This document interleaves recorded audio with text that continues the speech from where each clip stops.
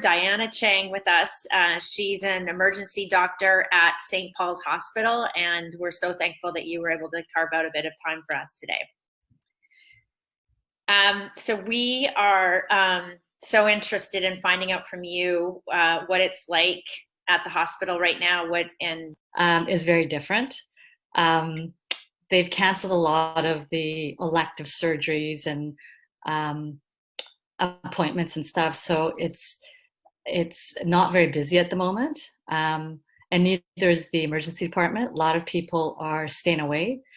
And a lot of people are actually listening to, staying home and looking after themselves without having to come to the emergency. And I think also there's a lot of fear in patients in coming to the emergency in case they get exposed to the virus. So for multiple reasons, the emergency department is a lot slower than it normally is. There is, I guess, a sense of anticipation, some anxiety when we're there because we don't know when it's going to hit. Right now, like I say, we're all in the preparation stages where we've been doing a lot of, we call them simulations. They're like scenarios, practice scenarios, what to do when patients come in with the virus and where they'll be seen, will they be placed. So there's all these mock scenarios that we've been practicing. We've also been practicing a lot about donning, which is a word that's become very common, donning and doffing. So putting on our protective gear and taking off our protective gear.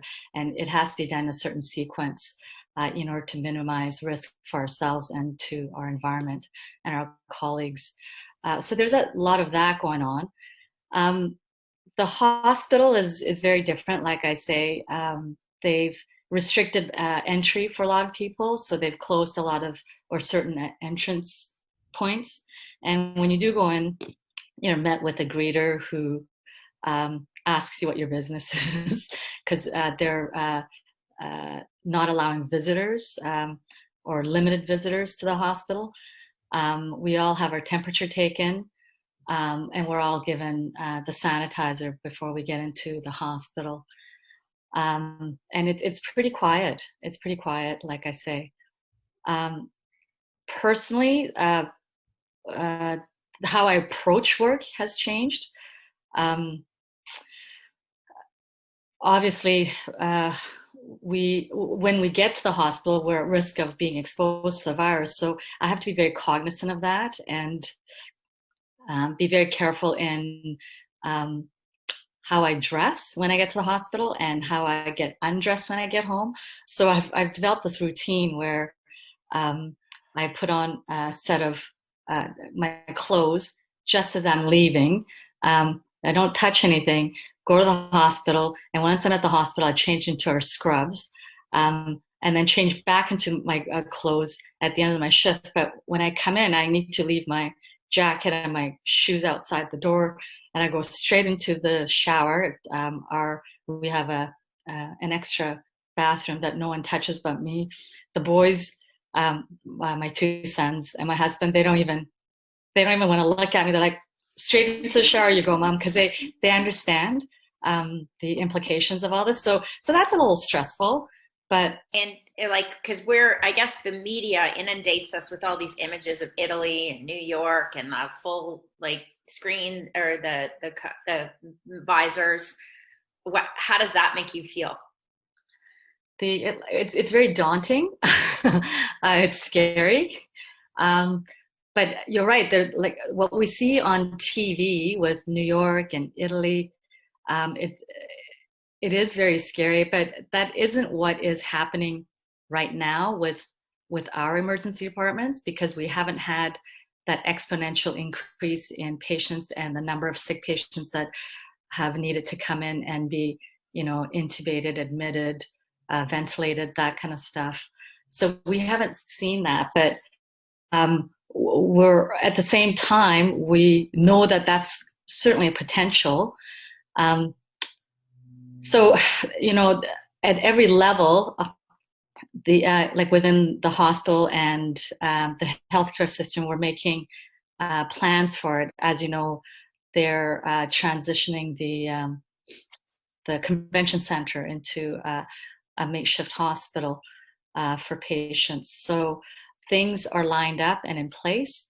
So I hope we're not having to deal with the images that we see on TV, but it's certainly very scary.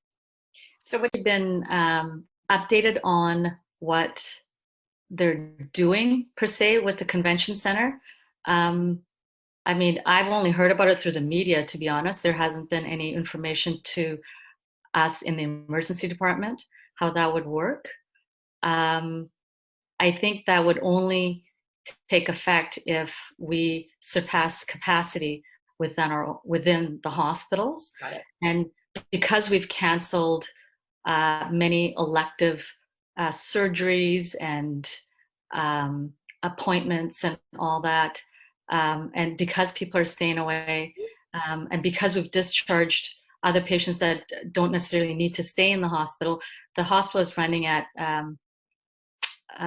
significantly lower capacity. So we've got capacity. So yeah. So I'm not quite sure how they're going to work that out. But I'm sure as we see the increase in numbers, we'll get more information.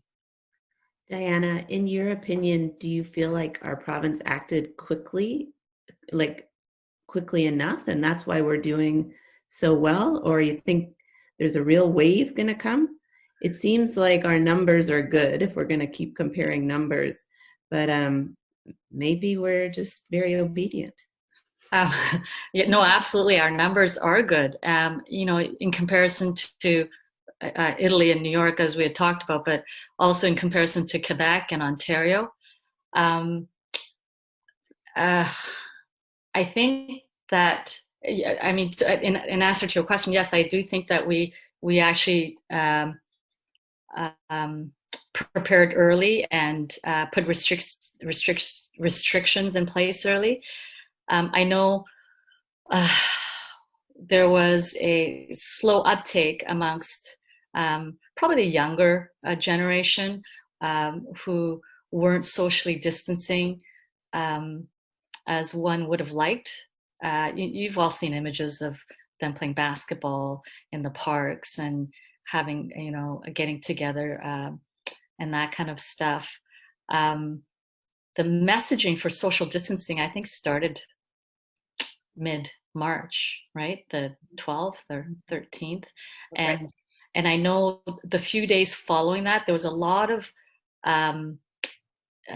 information amongst us, the doctors, and within the hospital, and trying to get the message out to the public.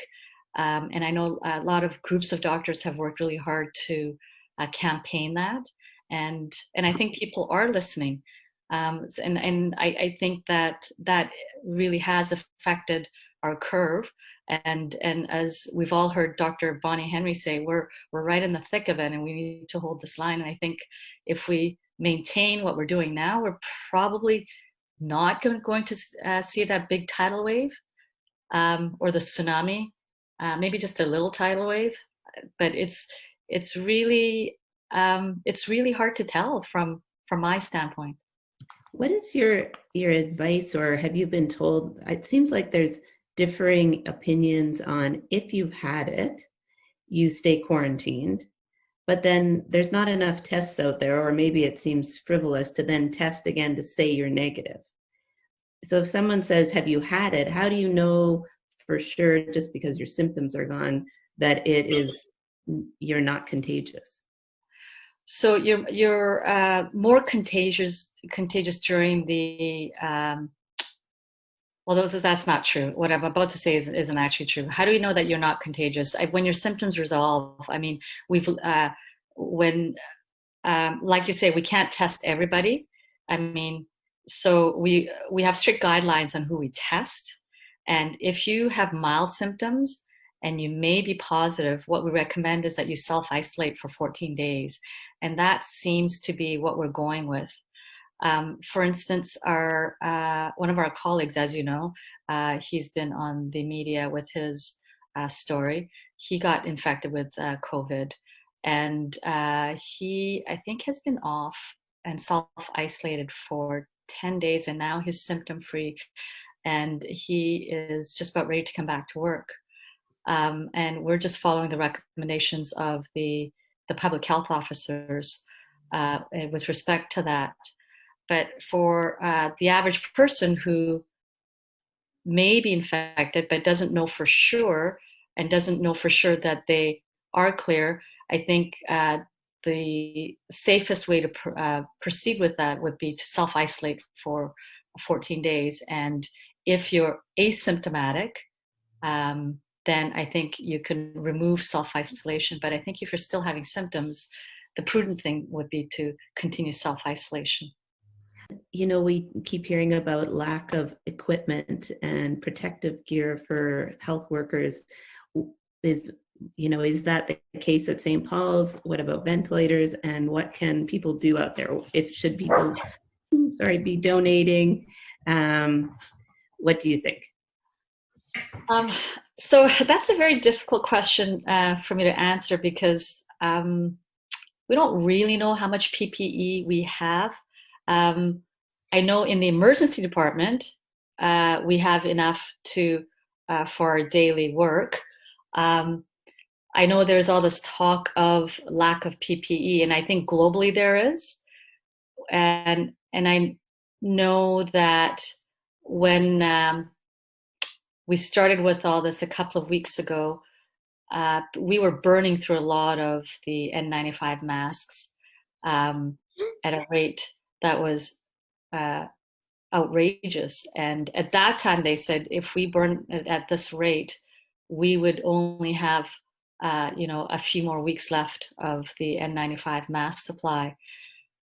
But because of this worry of this global shortage, I think a lot of people are being extra careful about not wasting.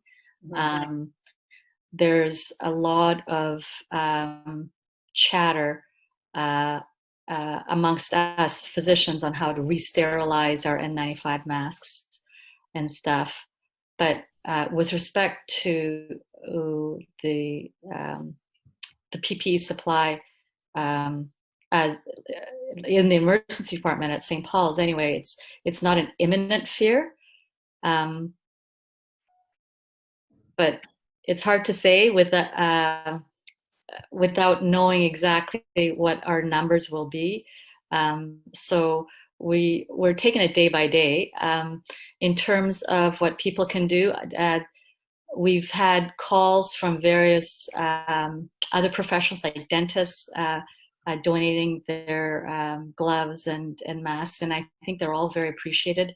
There is a link with the St. Paul's Hospital that people can connect to make donations, and they are open to donations. Perfect. Yeah, perfect. So people can help in that way. And so we always ask this at the end is, amidst all this, the COVID-19 crisis, there's always obviously a silver lining for everyone. What's your silver lining in this whole thing? I think it certainly made us more aware, or certainly myself more aware, of how nonchalant we've been about infectious diseases and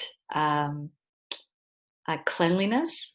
I think that we'll be way more cognizant of touching our faces, washing our hands, and just being a little bit more diligent in that way. I do think that this coronavirus this is the biggest thing that I've ever seen in my medical career. And I'm sure many people would echo that sentiment. And I think that it will change our lives.